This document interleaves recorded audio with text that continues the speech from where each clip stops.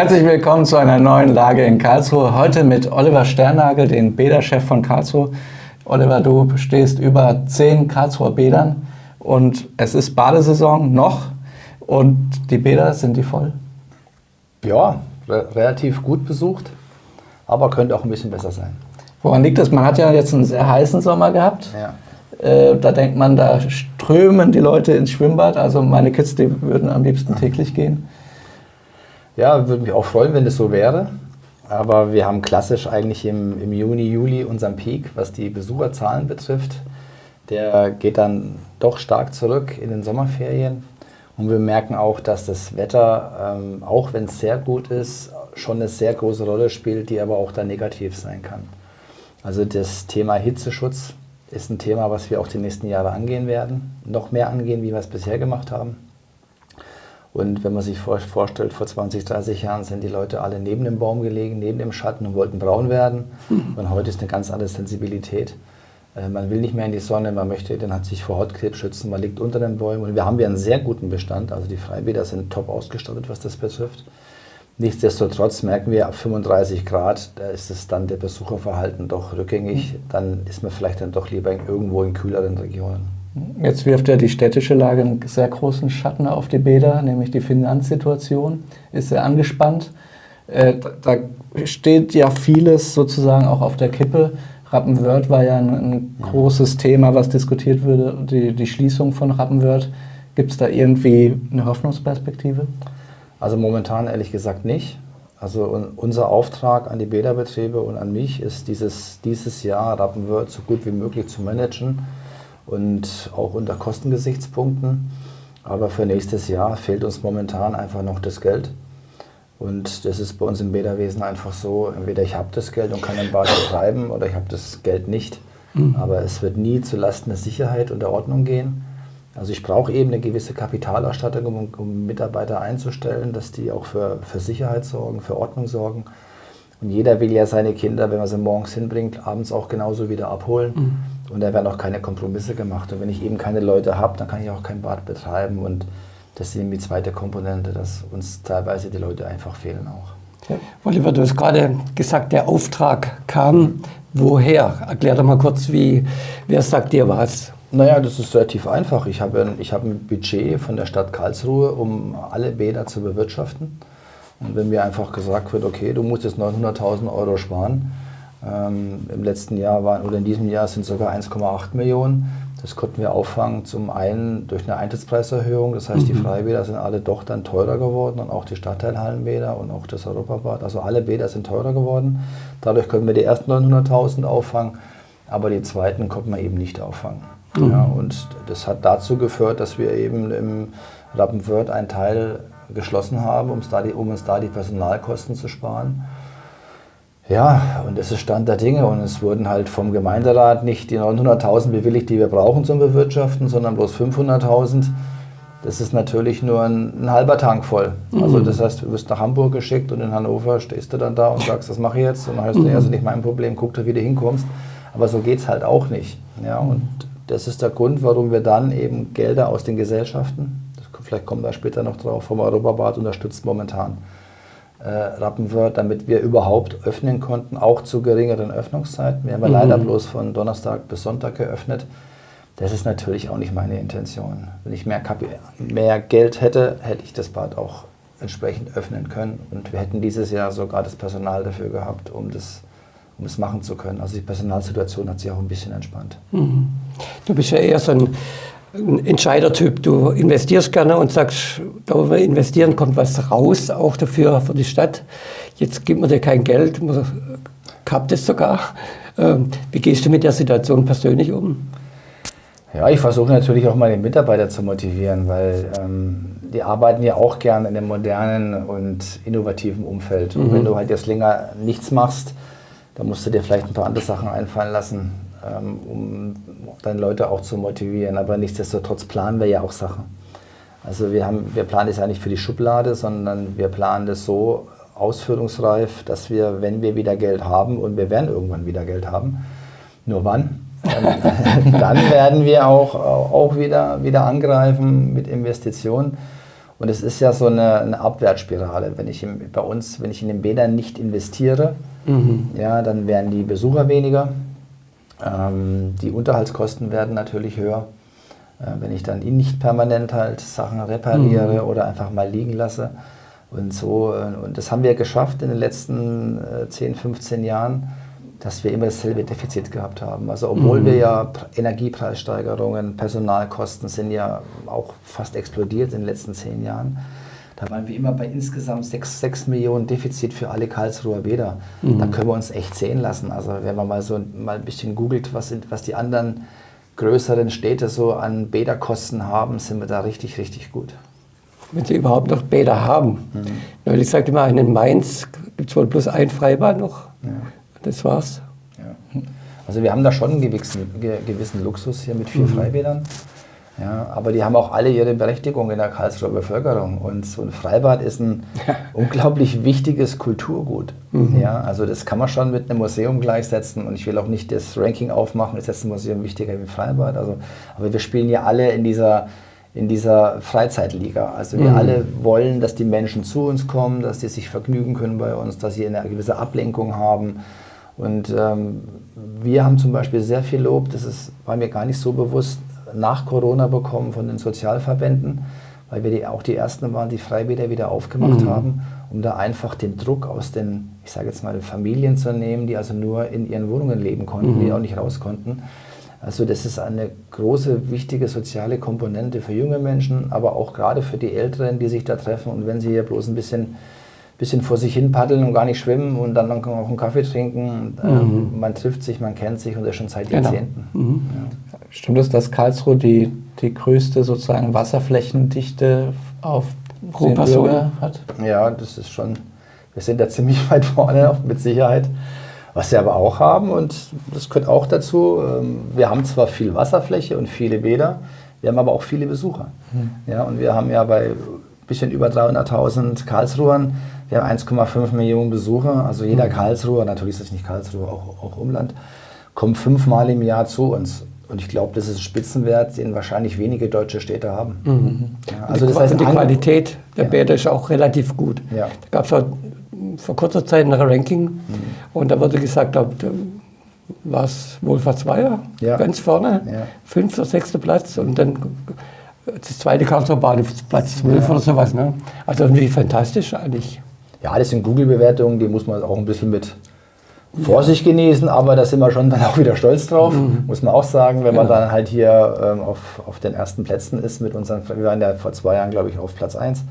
Also wir sind da schon richtig gut unterwegs und die unsere Freibäder kennen und reingehen, die loben sie auch alle. Also wir haben ja vor vielen Jahren angefangen, jedem Freibad so ein bisschen ein anderes Gesicht zu geben, auch ein bisschen unterschiedliche Besucherstrukturen und Zielgruppen, ja, die verschieden ausgeprägt sind und das Konzept geht eigentlich auf. Ja. Und das Wetter ist halt der Entscheider für ein Freibad, ob es jetzt mehr Menschen oder weniger Menschen kommen, ist klar, wie überall. Wie ist das mit der Preissteigerung der Eintrittspreise? Die sind ja höher gegangen. Wie sieht das so im Bundesvergleich aus? Sind wir da im Mittelfeld? Nee, da sind wir eher schon oben, also in Baden-Württemberg. Aber mit anderen Bädern, also anderen Bundesländern vergleichen wir uns dann auch nicht. Das macht doch keinen Sinn da, weil Freibäder wurden auch klassisch ein bisschen vernachlässigt und wurden die Eintrittspreise selten erhöht. Das fällt natürlich vielen Kommunen jetzt auf die Füße, wenn man bloß 3 € Eintritt bezahlt. Glaube ich, da muss man nicht studiert haben, um zu rechnen, dass man sich da für 3 € Eintritt kein Bad leisten kann, wo entsprechende Wasserhygiene herrschen muss. Also wir haben besseres Wasser als Trinkwasser. Wir haben höhere Auflagen, unser Wasser in den Becken anzubieten. Entsprechend die Sicherheit auch, die Mitarbeiter, die geschult sein müssen, dass es einem gut gehen kann. Auch die Infrastruktur über Gastronomie und Ähnliches. Also man kann duschen. Ja, also das ist schon viel Geld wert und wird monetär eigentlich nicht bezahlt. Deswegen sind ja alle Freibäder in Deutschland auch defizitär, weil man einfach nicht den adäquaten Preis, den man haben müsste, nur um die Kosten zu bezahlen, bisher verlangt hat. Vielleicht kannst du uns mal einen Überblick geben, was bezahlt denn die Stadt oder was ist euer Kostenfaktor für eine Person?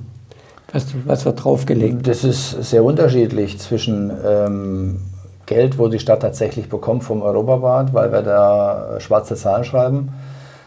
bis zu 20 Euro pro Person fürs Freibad Rappenwörth. Nochmal 20 Euro, 20 Euro pro Person.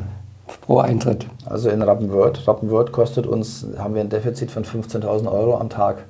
Also da wird jeden Tag ein Kleinwagen durchgeschoben, der weg ist.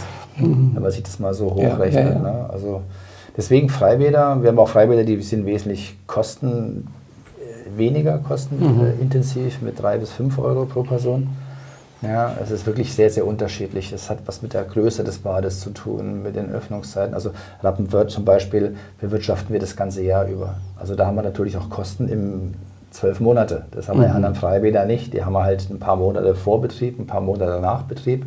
Und dann ist dann relativ wenig Kosten. Das ist zwar Mitarbeiter, die noch gucken, dass da nichts passiert. Aber das geht dann schon eher gegen Null. Ja, und deswegen kann man alles nicht einfach 1:1 vergleichen. Man kann auch andere Städte jetzt die Bäder nicht vergleichen. Das kommt immer wirklich gezielt auf den regionalen Charakter dann tatsächlich an. Jetzt gibt es ja Vorschläge, wie man, ich sag mal, den Bädern beihelfen kann. Durchs Ehrenamt, durch die Bürgervereine. Ist das realistisch? Das ist ein klares Jein. Es gibt ja einer, der es uns vormacht, dass es super funktioniert. Das ist Wohlfahrtsweiher. Ja, die machen das im Ehrenamt, das Bad komplett, managen das, bekommen von der Stadt 25.000 Euro im Jahr und wenn ihnen mal irgendwas Größeres... Für die Technik oder für... Egal. Also die müssen, das ist das sogenannte Doppel-Euro, das mit denen vereinbart, also die müssen 25.000 Euro erwirtschaften in Form von Mitgliedsbeiträgen, Eintritten oder Sponsoren. Und die Stadt Karlsruhe gibt dann 25.000 Euro drauf. Also haben die schon mal 50.000 zum Bewirtschaften. Davon leisten sie sich auch dann natürlich eine Fachkraft, die sie bezahlen müssen, aber auch den Unterhalt für die Maschinen, die ganzen Betriebsmittel, die gebraucht werden, Wasser, Strom, Chemie. Und das machen die halt toll, weil halt auch die Arbeitskraft da nichts kostet. Ja, da sitzt halt jemand an der Kasse und dann haben die ihre Schichtpläne und jemand hilft dann am Becken mit aus. Das ist das, und das machen die toll. Und das kann man in einem kleinen Freibad auch machen. Aber, das ist immer das große Aber, du brauchst echt einige Menschen, die wirklich daran an diesem Seil ziehen und das wirklich sich dem Ganzen verschreiben. Anders kann man das nicht sagen. Das ist also nicht mit ein paar Stunden Ehrenamt in der Woche gemacht. Wir hören ja auch immer, ich setze mich auch mal an die Kasse. Mit auch mal an die Kasse setzen kannst du kein Bad betreiben. Ja, du brauchst wirklich engagierte Menschen, die schon ein bisschen dafür leben auch. Ja, und das kannst du mit kleinen Bädern, aber wenn jetzt die Frage, weil ihr darauf rauszählt, gerade Rappenwörth, ob das ehrenamtlich gemanagt werden kann, würde ich sagen, das ist auf gar keinen Fall. Das ist nicht möglich aufgrund der Riesenfläche. Aber Sonnenbad geht auch, oder? Weiß ich nicht. Das kommt wirklich auf die Menschen an, aber umso komprimierter ein Bad ist, desto eher ist es möglich, weil ich einfach nicht so viele Mitarbeiter brauche, beziehungsweise Ehrenamtliche. Könnten wir Rappenwörth komprimieren? Weiß ich nicht. Wir haben dann schon auch ziemlich viel Wasserfläche. Und das Blöde ist, dass die Wasserflächen ja auch komplett auseinandergezogen sind. Also wenn ihr reinkommt rechts, wo jetzt der geschlossene Bereich ist, das ist ja unser 50-Meter-Becken mit Kinderbecken, was wir dieses Jahr ja leider nicht offen haben. Wäre natürlich schöner, wenn die ganzen Funktionsbereiche auch zusammen wären. Ja, aber so hast du ja alles immer doppelt gemoppelt. Ob das Wasserkreisläufe sind, ob das Mitarbeiter sind. Also man kann dann nie was zusammen machen. Auch, und der Schlüssel ist ja immer auch, zu Schwachlastzeiten da Sachen zusammenzulegen, dass ich nicht so viele Kosten habe. Aber das ist leider bei uns im Bäderwesen so, dass wir eigentlich fast immer unter Volllast fahren, weil ob ein Gast kommt oder 1000 ist relativ egal, weil an jedem Becken muss ein Mitarbeiter sein. Es müssen immer Mitarbeiter verfügbar sein, die auch bei kleineren Unfällen da mithelfen können. Da klemmt man sich mal einen Nagel ein, da tritt auf eine Wespe drauf oder sowas. Also die typischen Freibadkrankheitchen, die man so hat. Aber es muss halt auch einer dann, was weiß ich, um das Kind kümmern, die Eltern rufen, Erstversorgung machen, vielleicht auch mal einen Krankenwagen rufen, wenn man sich ein bisschen mehr wehgetan hat. Ja, die gastronomische Versorgung, die Wiesen müssen gemacht werden, die Leute schmeißen ihr Zeug einfach weg. Ja, die müssen vorbereitet werden, nachbereitet werden. Also es ist bei uns nicht so, dass einer aufsperrt und dann gehen alle rein, sondern es ist schon ganz, ganz viel Arbeit vorher gemacht worden, bevor wir aufsperren. Jetzt gibt es ja noch so, ich sag mal, Hallenbäder wie das Adolf-Ehrmann-Bad. Wie steht es um die? Schlecht. muss man sagen, also unsere 3 Stadtteilhallenbäder, Adolf-Ermann-Bad in Neureuth, Grötzingen und das Weierhofbad sind alle über 50 Jahre alt und dementsprechend ist auch die Technik veraltet, obwohl wir da auch immer investiert haben. Also es ist nicht so, dass wir da nichts gemacht haben. Es ist einfach so, dass es bestimmte Ersatzteile einfach nicht mehr gibt. Ja, und wir haben teilweise Rechner auf DOS-Ebene ausgetauscht und sowas. Ja, wir haben da schon sehr viel Geld investiert, auch in neue Heizungstechniken zum Beispiel. Aber ein altes Auto wird immer ein altes Auto bleiben. Ja, und dann braucht man, jeder, der einen Oldtimer hat, weiß, wie viel Liebe und im Detail er da reinstecken muss. Und manche Sachen kann man auch nicht aufhalten. Also wenn dann die Bewehrung, also in dem Beton, der anfängt zu rosten, wo man dann umfangreiche Sanierungsmaßnahmen in der Standsicherheit machen müsste. Die Becken sind in der Regel alle undicht, das tropft den Keller unten rein in die Technik. Das ist bei allen alten Bädern so. Das kannst du auch nicht abdichten. Also du kannst nicht anfangen, oben alles jetzt abzureißen, dann das Becken wieder neu zu machen. Dann ist die Fassaden haben alle einen Treffer, ja, weil sie einfach auch 50 Jahre alt sind. Genauso die Gläser, das ist keine Dreifachverglasung, wie wir sie jetzt haben, sondern eine Doppelverglasung. Die Dächer sind alle marode, die wir teilweise dann für viel Geld stopfen, jetzt gerade für 100.000 Euro in Grötzing. Ja, also wir versuchen da immer Geld aufzuwenden, es auch weiter zu betreiben, aber es wird irgendwann einen Kollaps geben, ja, wo die Bäder tatsächlich nicht mehr zu betreiben sind. Und ja, dann wird einfach tatsächlich ein Bad geschlossen, weil ich einfach auch die heutigen Normen und Dienst, die ich anzuwenden habe, gar nicht mehr anwenden kann. Das fängt beim Brandschutz an, das geht über die Arbeitssicherheit, das geht über die Aufenthalt, wo die Mitarbeiter sind, das geht über Barrierefreiheit. Ich habe den Platz gar nicht, um zum Beispiel moderne Lüftungstechnik wieder einzubauen. Ich müsste also erstmal auf dem Dach oder neben dem Bad Flächen finden, um sowas machen zu können. Also das ist ein sehr, sehr komplexes Thema. Wir haben für alle 3 Bäder Gutachten machen lassen. Die bewegen sich alle so um die 15 bis 20 Millionen. Also nochmal Rappenwörth, Neureuth und Grötzingen. Nee. Neureuth, Grötzingen und Weierhofbad in Durlach. Also Okay. die Hallenbäder, die halt sehr wichtig für uns sind, weil wir da auch unsere Schulen drin haben, unser Vereinsschwimmen. Da lernen die Kinder auch schwimmen. Überall, wo ein Dach drauf ist, wird Schwimmen gelernt, aber da, wo kein Dach drauf ist, wird kein Schwimmen gelernt. Das ohne Dach ist immer das für Spaß und zur Erholung. Ja. Also gibt es Kandidaten, dass wir von 10 auf 8 Bäder zum Beispiel zurückgehen müssen? Nein, wir müssten 2 Stadtteilbäder mit Sicherheit schließen, aber dann auch ein neues bauen. Und da langt uns ein neues. Wir müssen keine 2 mehr haben. Uns würde zum Beispiel, wenn wir Grötzingen, und das war ja der Hintergrund dieses Kombibads in Durlach, was wir angestoßen haben, wo wir leider momentan Probleme haben, entsprechende Bauflächen zu bekommen. Die Idee war ja, da ein klassisches Kombibad rauszumachen. Sprich, du hast im Winter ein Hallenbad und im Sommer hast du ein Freibad. Wenn wir das jetzt natürlich ans Turmbergbad ranschließen würden, haben wir ja schon das Freibad, müssten wir nichts mehr investieren, müssten bloß, Anführungsstriche bloß, ein Bad mit Dach bauen, könnten dann 2 weitere Bäder schließen, eben Grötzingen und Weierhofbad. Die Kommunen dort oder die Stadtteile könnten die frei werdenden Flächen selber entsprechend gucken, was sie damit machen, Gewerbe, Wohnbebauung, was auch immer, Schule bauen. Und wir würden dann aus diesen 2 Bädern ein neues Bad machen, würden da die ganzen Schulen reintun und Vereine auch entsprechend auch die Becken optimieren. Und hätten natürlich auch geringere Kosten, sowohl vom Unterhalt, weil die neueren Bäder, kann man schon sagen, sind 30% energieeffektiver, wie jetzt die älteren zum Beispiel. Viele denken ja auch, die kosten gar nichts mehr. Nein, ein Bad ist viel Wasser, viel Technik, viel Wärme, viel Umluft und gibt es natürlich verschiedene Methoden, das effektiv zu machen mit Wärmepumpen, Wärmerückgewinnung und was es alles gibt. Da gibt es 1000 Sachen. Das haben wir in den alten Bädern nicht oder wenn dann nur sehr wenig.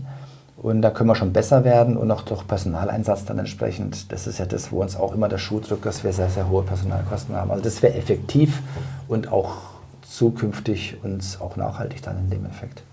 Ich erinnere mich noch an die Diskussion, dass ein Investor schon bereit stünde für Durlach. Was ist jetzt aus der Planung geworden? Liegt die sozusagen in der Schublade oder geht es weiter? Wie ist es Stand? Also Stand Durlach ist zumindest so weit, dass wir weiter daran arbeiten. Wir versuchen, ein Grundstück da entsprechend dann eine Bebauung machen zu können, die auch an das Thunbergbad grenzt. Da kann ich jetzt aber noch nicht mehr sagen zum jetzigen Zeitpunkt. Ich bin auch ein Fan immer davon, wenn ich erst gacker, wenn ich legen kann. Also das ist wirklich noch in der Planung. Aber das ist schon unser Ziel, dass wir da ein Bad bauen. Ob es da dann noch einen Investor geben wird oder auch nicht, das ist außerhalb meiner Reichweite. Magst du gackern bezüglich Neureuth? Ja, also Neureuth ist auch klar, ist auch ein Bad, was abgängig ist. Die Neureuther wünschen sich ein neues Bad. Das würden sie idealerweise direkt auf dem Festplatz bauen. Also der Wunsch wäre, ein neues Bad bauen. Auf dem Festplatz, wenn es fertig ist, reißen wir das alte ab, dann kann eine Schule drauf gemacht werden. Also es gibt ja auch von der Stadtplanung da entsprechende Planungen, wie man auch dieses neue Gebiet, da stehen ja auch, glaube ich, 2000 neue Menschen, die da hinziehen werden, wo gebaut wird. Also kann es dann schon Sinn machen, dort ein Bad zu bauen. Aber so ein Bad kostet halt mal 20 Millionen, ein klassisches Stadtteilhallenbad ohne Schnickschnack. Also einfach 5 Bahnen, ein bisschen Hubboden drin, nichts außer Umkleiden, sind 20 Millionen weg. Und das Geld muss man halt auch erstmal haben, aber der städtische Haushalt hat nichts. Ja. Deswegen könnte eine der Möglichkeiten sein, perspektivisch solche Bäder in die GmbH zu integrieren, also in die Bädergesellschaft, wo auch das Europabad und ein Campingplatz drin sind. Und da sind wir nicht mehr im Stadtteil, im Stadthaushalt verortet, sondern wir gehen wie jeder Private auch oder Firma an den Kapitalmarkt. Wir nehmen dort entsprechende Gelder auf mit Zins und Tilgung, um dann entsprechende Sachen zu finanzieren. Die Eigenkapitallage in Europabad ist es so gut auch nicht, dass man allzu viele Kredite aufnehmen könnte, oder? Würde es reichen für so ein Bad? Ja, es ist natürlich schwierig. Ich kann jetzt nicht beliebig hier Stadtteilbäder bauen auf Kosten des Europabades. Das funktioniert nicht. Aber wir sind eigenkapitaltechnisch schon so gut ausgestattet, dass wir uns selber tragen können, auch mit dem Campingplatz zusammen. Auch der Campingplatz erwirtschaftet schwarze Zahlen, wie das Europabad auch. Aber es ist halt auch wichtig, dass diese beiden Teile der Gesellschaft auch wieder investieren. Wenn wir das nicht tun, dann werden wir, was ich vorhin gesagt habe, immer diesen Abwärtstrend haben. Also wir sind jetzt über 18 Jahre alt im Europabad, also wir sind erwachsen langsam. Und das merkt man bei uns, also in der Technik, in den Fliesen, uns kommen die Fliesen entgegen. Also wir haben sehr hohe Bauunterhaltskosten, aber es ist auch wichtig, neue Sachen zu machen. Und wenn wir das nicht machen, dann kommen die Besucher nicht mehr. Wenn die Besucher nicht mehr kommen, habe ich nicht mehr diesen Jahresumsatz. Wir liegen jetzt bei knapp 10 Millionen Jahresumsatz im Europabad. Angefangen haben wir mal mit 3, ja, dass man mal weiß, welche Sprünge wir da gemacht haben. Und wir haben letztes Jahr und vorletztes Jahr die höchsten Besucherzahlen gehabt seit Bestehen. Also das heißt, obwohl es ein relativ altes Bad ist, nur kommen die Menschen, weil sie uns gut finden, weil wir so viele Komponenten haben in diesem Bad, wo ich denke, glaube und weiß, dass sie die ganze Familie ansprechen, um einfach attraktiv dann zu sein. Da gibt es ja Leute, die sagen, der Sternagel baut schon wieder eine neue Rutsche. Ja. Und ich kann mich entsinnen, als Mitglied des Bäderausschusses, dass immer wieder mit neuen Investitionen kommen. Und das Positive muss ich echt an der Stelle erwähnen, ist ja das, dass sich die Investitionen immer ausgezahlt haben. Also wir haben es immer an den Zahlen gesehen. Also der Invest kam vorher und dann kam der Ertrag. Und das ist sicher eine gute Strategie. Aber lässt sich das bei Freibädern und beim allgemeinen Landschaft auch so rechnen? Investitionen, das kommt, entsprechende Einnahmen kommen dann nicht auf der anderen Seite. Das sind eigentlich 2 verschiedene Paar Schuhe. Also fange ich mal mit den Freibädern an, die sind ja nur mal 3 Monate im Jahr geöffnet. Ja, ob ich da eine neue Rutsche reinbaue oder eine andere Infrastruktur, dann wird es vielleicht ein paar Leute mehr geben, aber nicht entsprechend zählbar. Zum anderen sind ja, wie vorhin schon erwähnt, die Eintrittspreise relativ gering. Also ich werde nie die Deckungsbeiträge erwirtschaften können, um die Investitionen wieder zu refinanzieren. Das sieht natürlich in einem Europabad ganz anders aus. Dasselbe ist in Stadtteilhallenbädern. Aber das ist so eine Geschichte, das ist wie ein Museum. Ich hänge da meine Kunst rein, ja, und dann kommen die Menschen, schauen die sich an, das rechnet sich auch nicht. Aber wir brauchen diese Bäder einfach, um Schwimmen zu lernen, für die Schulen, für die Kinder, für die Schwimmausbildung, für die Vereine. Wir haben ja jede Menge Kurse, es sind ja nicht nur Schwimmkurse, es sind ja Aquafitness, wir haben Seniorenkurse.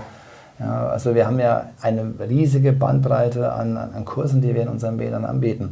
Und dafür sind diese Stadtteilhallenbäder, die mit Dach, sehr, sehr wichtig. Ja, und dann kommen wir zu unseren Premium-Produkten.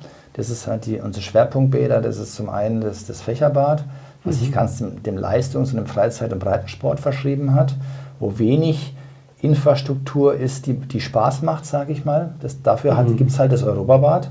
Ja, und das Europabad deckt halt die ganzen Freizeitsüchtigen ab.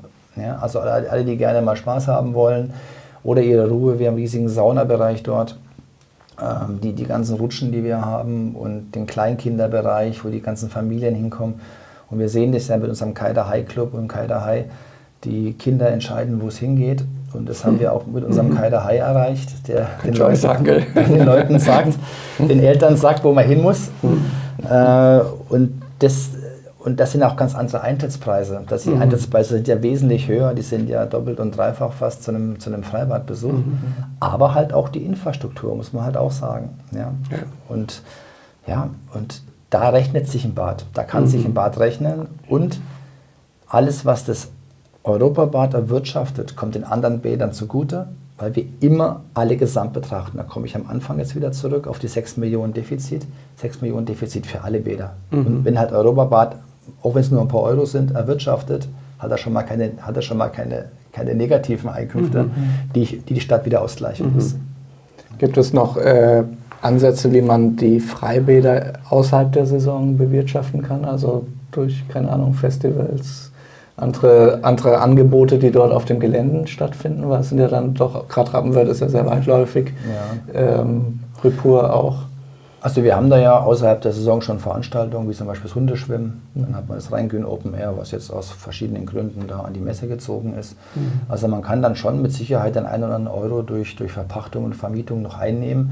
Wird aber nichts sein, was uns rettet. Muss auch zu sagen, auch die Freiluftveranstaltungen unterliegen ja dem Wetter. Und wenn die halt ein schlechtes Wetter haben, und ich meine, warum machen wir denn Mitte September zu? Weil einfach das Wetter schlechter wird. Ja, und weil die Schulen anfangen, weil die Nachfrage einfach nicht mehr da ist. Also das ist ja nicht umsonst, warum die Saison so von irgendwo Mai, je nachdem wann, bis Mitte September geht. Ja, und das ist ja überall gleich. Und wir haben ja schon den Luxus, dass wir ein Bad haben wie Sonnbad, was über die Saison auch offen hat. Also wenn bei uns einer schreit, ja, mach doch länger auf, ist doch gerade schönes Wetter, ja, geh ins Sonnenbad. Ja, ein Bad ist für euch immer offen und das bis Oktober. Ja, also das ist doch schon mehr als, das gibt es in wenigen deutschen Städten, sagen wir es mal so. So, zum Abschluss noch, gibt es so einen Appell oder so, was du sagen würdest im Blick auf die Zukunft der Karlsruher Bäderlandschaft, was dir besonders am Herzen liegt? Also besonders am Herzen würde mir eigentlich liegen, dass man wieder ein bisschen mehr mit Respekt miteinander umgeht. Das sind gar nicht so die wirtschaftlichen Zahlen. Also ich selber wurde ja auch persönlich dann mehrfach auch unter der Gürtellinie beleidigt, wie es eben um die Bäderschließungen geht. Und da würde ich mir doch wünschen, dass man da auf einer sachlichen, man kann ja anderer Meinung sein, man kann auch, aber dass man Fakten gar nicht gelten lässt, dass man einem unterstellt wird, dass man Unwahrheiten erzählt. Und wir sind, glaube ich, wirklich sehr transparent mit unseren Pressekonferenzen, Jahresbilanzpressekonferenzen. Wir kommunizieren ja alle unsere Zahlen und Erfolge, aber auch Misserfolge. Kommunizieren wir sehr, sehr offen. Und da würde ich mir wünschen, dass wir einfach mal wieder netter miteinander umgehen. Da kann man ja auch mal eine nette E-Mail schreiben und mal fragen, warum ist denn das so? Und nicht gleich seinen Kopf fordern. Ja, also und da finde ich es einfach ein bisschen zu viel verrutscht in unserer Gesellschaft. Und es fängt bei mir an oder anders, es fängt bei meinen Mitarbeitern an, wo schon 10-Jährige wirklich unsere Mitarbeiterinnen und Mitarbeiter beleidigen. Unter der Gürtellinie wirklich mit ganz schlimmen Wörtern, die ich jetzt hier nicht erwähnen möchte. Und hört dann bei mir irgendwann auf. Und dann finde ich, das müssen wir uns nicht geben. Also wir sind da, damit die Leute hier Spaß haben, einen guten Tag verbringen können. Und natürlich machen wir auch Fehler oder es kommt mal irgendwas vor, was man nicht gut findet. Aber ich glaube, wenn man ordentlich miteinander redet, das ist wie, wenn die Pommes halt mal kalt sind, dann sind sie kalt, dann geht man hin und sagt, du, die sind kalt, dann kommt mal neue warme. Das passiert halt. Und da wünsche ich mir einfach, dass die Leute mal wieder ein bisschen netter, freundlicher und kommunikativer und vielleicht auch mal hingehen, wenn sie einen tollen Tag gehabt haben, zum Schwimmmeister und sagen, du, danke, dass du heute da gewesen bist. Bei dir Hitze, ich bin dir im Schatten gelegen, du bist den ganzen Tag in der Sonne gestanden, ein Riesenjob. Und also das würde ich mir wünschen. Vielen Dank. Vielen Dank für die Einblicke auch. Ja, Dankeschön. Das war sehr wertvoll. Lasst gerne einen Kommentar da, teilt diese Folge und bis zum nächsten Mal. Tschüss. Ciao, ciao.